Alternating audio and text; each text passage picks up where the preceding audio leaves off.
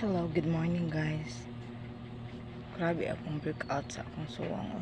Baka ba nga na siya. Sa stress baka na siya or unsa kay ako ambot lang. O kabaw, I cannot explain my feeling pero kung kabaw mo lang murag wa mo'y gana sa kalibutan. Kanya murag di mo ganan makig-istorya og tao. Pero ang ako rabang trabaho kay makig-istorya gyud tao kay like manuroy ko pa nga pagkaon sa akong baligya, so makig-istorya jud kog tao.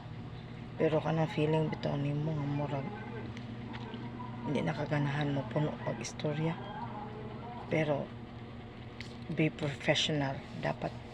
Kung sa mga problema di pa sa pagpangwarta no kay lisod kaayo kung maapil mo siya, lisod kaayo imuhang kaugalingon na kay gihunahon na niya kanang naapod kay pagpangwarta.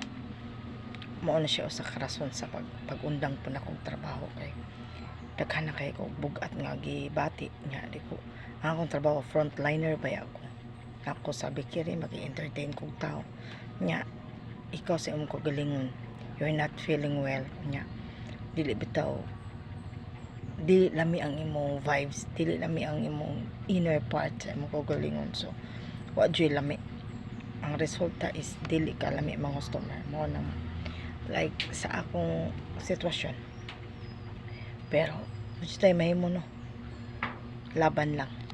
Sige, bye.